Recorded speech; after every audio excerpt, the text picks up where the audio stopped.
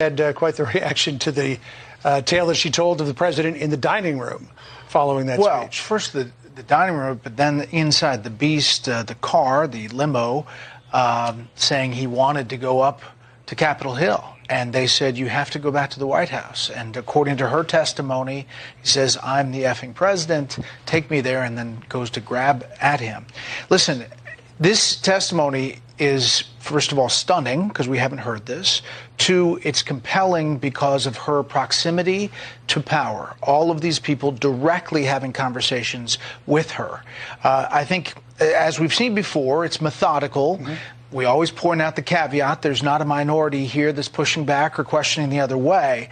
But it leads up to January 6th, the concern that it might, quote, get real bad in the days before, the concern that the Proud Boys and Oath Keepers were going to be there, the concern that there would be weapons on the mall, and then radio transmission that they saw weapons, AR-15s and others. And then the testimony that the president was really concerned about the crowd, that they weren't allowed in through the magnetometer.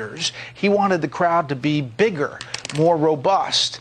And she quotes him as saying, and she was there in that back room behind the stage, I don't effing care that they have weapons. They're not here to hurt me. Take the effing mags away. Let my people in. They can march to the Capitol from here. Let the people in. Take the effing mags away. Listen, all of this is firsthand. So it's from her listening to it. That's why it's so compelling, and that's perhaps why we have this hearing that popped out of nowhere. And I think what you pointed to, Sandra, was the most compelling when she quotes Mark Meadows saying, Pat, you heard the president. He doesn't care.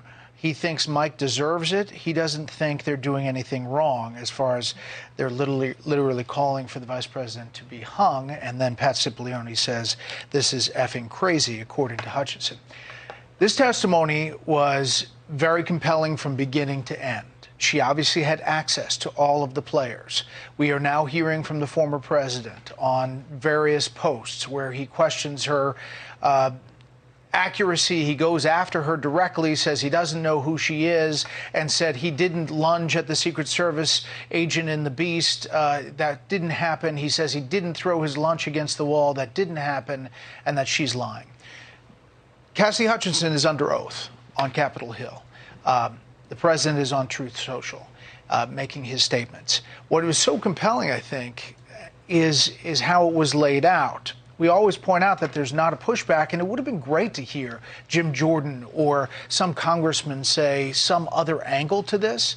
But the testimony in and of itself is really powerful. This is Bret Baier on Fox laying out the myriad reasons that what happened at this latest surprise January 6th committee hearing is bad news for Trump. Among just some of the revelations that we heard today was the testimony from Mark Meadows staffer Cassidy Hutchinson that there were people in D.C. on January 6th who were armed, that Trump knew people were armed, that he said, quote, they're not here to hurt me, that he wanted so badly to go with the armed insurrectionists down to the U.S. Capitol to legitimize their coup attempt that he reportedly tried to grab the steering wheel of his armored car and then grab the neck of the Secret Service agent who was driving who tried to stop him. I mean, just think about that for a second. After having been told that these people were armed, he still wanted to accompany them because he knew their weapons weren't a threat to him. They were a threat to the people who Trump was opposing. And so he wanted to join those same people as they made their way to the U.S. Capitol because knowing that there would be violence to achieve his political ends, he knew that he could lend credibility and legitimacy to their insurrection attempt. We are so far past the what did Trump know part, and so far into the we now have evidence of a seditious conspiracy by Trump part. And on top of that, we also know that Rudy Giuliani and Mark Meadows both requested presidential pardons. In other words, the people who were most closely working with Trump on his scheme to overturn the election both declared consciousness of guilt. Why? Because they knew that what they were doing was illegal. They knew there was no fraud and yet backed up Trump's public claims of fraud anyway. They knew there was no path to victory and yet they backed up Trump's public claims that he won the election anyway. They knew that the events of January 6th were an unconstitutional and illegal practice and yet they served to help Trump inspire those events anyway. All the while knowing the truth. Because the goal was always to defraud the American people and block the certification of a lawful election.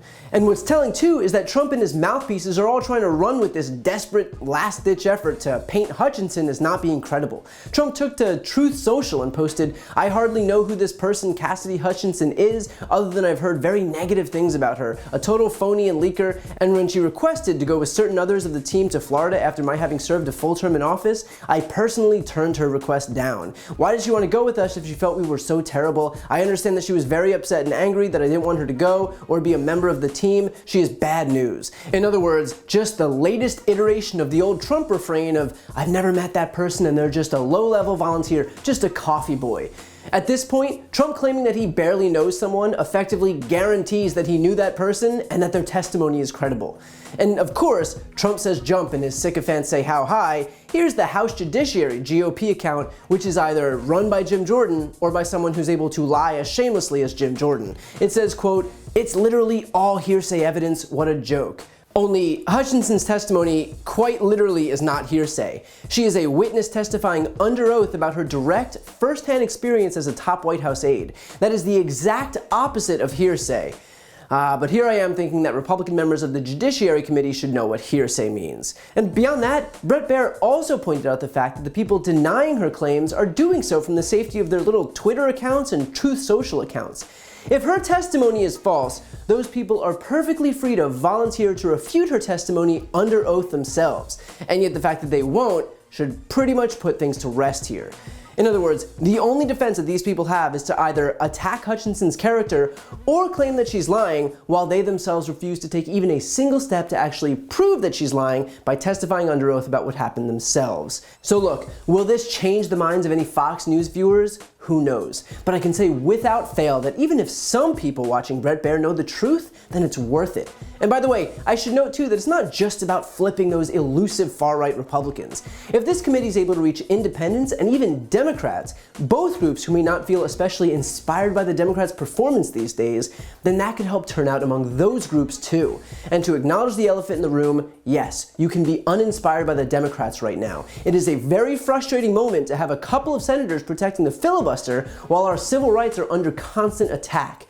But this committee is showing to Republicans, Independents, and Democrats the abject danger posed by allowing Republicans to take power again.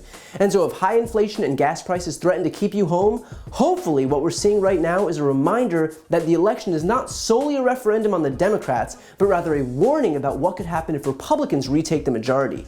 That doesn't mean we go easy on the Democrats. We should hammer away every single day on the importance of expanding the court and codifying Roe into law and banning guns for 18 to 20-year-olds and treating climate change like the existential threat it is, but also recognize that if Republicans take power, we kiss all of that goodbye.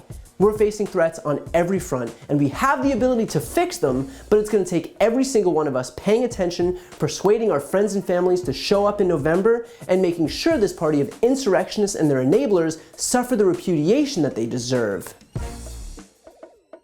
To see more videos like this, click the subscribe button right here on this screen. And to support my work beyond that, check out my podcast, No Lie with Brian Tyler Cohen, where I cover the week's most important stories and interview the biggest players in the world of politics, including President Biden, Kamala Harris, Pete Buttigieg, Elizabeth Warren, Katie Porter, and so many more. The link is also right here on this screen. And finally, to take action yourself and sign petitions on the most important issues, go to briantylercohen.com/petition.